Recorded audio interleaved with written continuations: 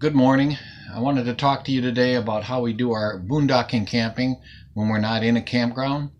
As you can see this morning, we've got the TV running in the trailer. My wife just got done making breakfast. She used the toaster oven to make toast. She used her coffee pot to make her coffee. And how do we do all that is the source of the reason for this video today. Now, as you can see, here we are in our trailer. And we're in Walmart's parking lot. So if we go around behind the trailer,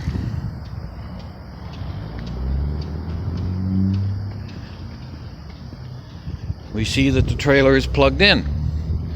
It's plugged in an electric cord which goes up into my truck, and I'll show you what it's plugged into. As you can see, the electric cord is plugged into the power inverter that I have installed in my truck. Now this is a 3,000 watt power inverter made by Reliable Electric, a pure sine wave power inverter. It's connected through the back. You can see the wires that go down through the floorboard and run into the engine compartment. I will talk a little bit more about how it's connected in a minute. Now the power inverter advertises 3,000 watts. I don't think it produces 3,000 watts. It produces more like about 1,500 watts. But I can run everything in the truck, in the trailer, other than my electric water heater and my air conditioner on the roof. And I prefer not to run the refrigerator because the refrigerator, when you're running it on electric, definitely draws the batteries down in about 2 or 3 hours. But if you're sitting overnight and you're running just the TV, some lights, maybe a blow dryer, a hair curler, or your coffee pot, you can go all night long with 2 batteries that I have installed in the truck. Maybe a little bit more expensive inverter would produce a little bit more power and be able to run the air conditioner on the roof, but I kind of chose a middle grade one and a middle priced one because it fits our needs. Now my truck is a GMC and it comes equipped with a spot where you can put an extra battery. There's the normal battery, you can see it there, and I added the second auxiliary battery that's used when the truck comes with a diesel engine. Now the way it's wired is very simple but very safe. First of all, your power wires here connect. The power wire that goes to the inverter is this wire right over here. You can see it here going down through the firewall, or down underneath the engine compartment next to the firewall. It mounts into a 300 amp fuse right here, and then the other side of that fuse goes directly to the battery. So if that wire going to the back inverter ever shorted out, that 300 amp fuse would burn out and it would save your truck from catching on fire. Now the other wire, see here on the battery, we see 2 red wires. One red wire does go back to the inverter. The other red wire goes across the firewall up here. First of all, there's a lockout switch here. I can leave it on, and in the on position both batteries are connected together. Or I can turn it to the off position, and in the off position this battery here, the single battery here, is locked out of the system from the other battery. So you could run this battery completely dead and the other battery would still have juice. But I haven't found that to be a problem because the inverter has a system in it where if the voltage in the inverter drops below 10.8 volts, the inverter stops producing electric power. At that point, that electric power, if you just left it shut off, there's still enough juice left in the batteries to start the engine. So as soon as you start the engine, that brings the juice up to 12.8 because of the alternator in the engine, and then you're getting your full juice. But I leave this in the on position so that electricity is flowing through that, and the alternator in the truck charges the second battery. The second battery is a deep cell marine battery, so it can go all the way down to nothing.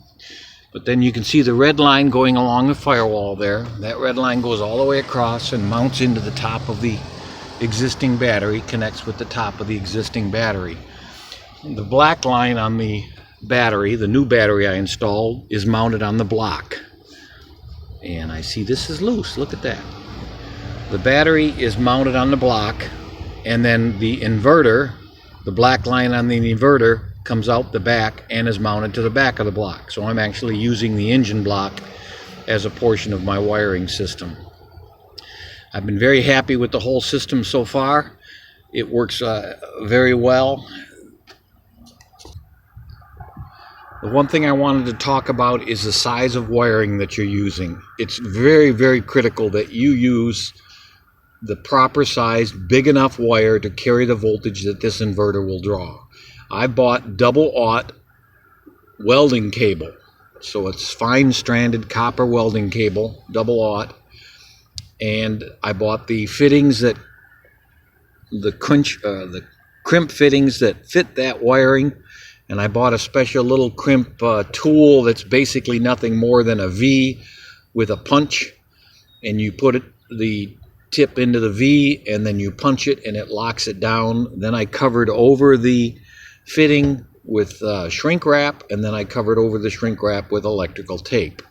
And it's worked very well. It seems to produce enough power for what I need. I can run, when I'm at the storage unit working on the trailer, I can run a table saw, I can run electrical drills, powers. In the trailer here, we've had the toaster oven working, the coffee pot working, the TV working, and a light working all at the same time.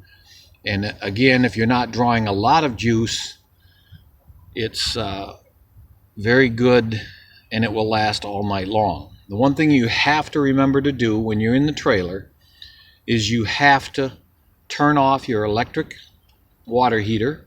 You have to turn your refrigerator to gas only, because the refrigerator will draw too much juice. And the final thing that I do is I flip off the circuit breaker that runs the inverter in the power. I'll show you that. Now, in the power supply for the trailer, in the fuse box, this is the fuse that controls the onboard charger for the battery. So if you're plugged to 110, that will charge the batteries. But when you're plugged into my other batteries, you basically have batteries trying to charge batteries. So I flip that to off whenever I'm running the trailer on the inverter, and that reduces the load on the trailer. But so far, we've really enjoyed being able to pull into Walmart's, turn the TV on, you watch TV at night, and you go to bed. You can cook your breakfast in the morning, have coffee, and everything works off of the truck. All right, that's an explanation of how I hooked up the converter and the inverter in my truck. I hope you enjoyed it. If you have questions, you can ask them, and I'll try to answer them as much as possible. Thank you.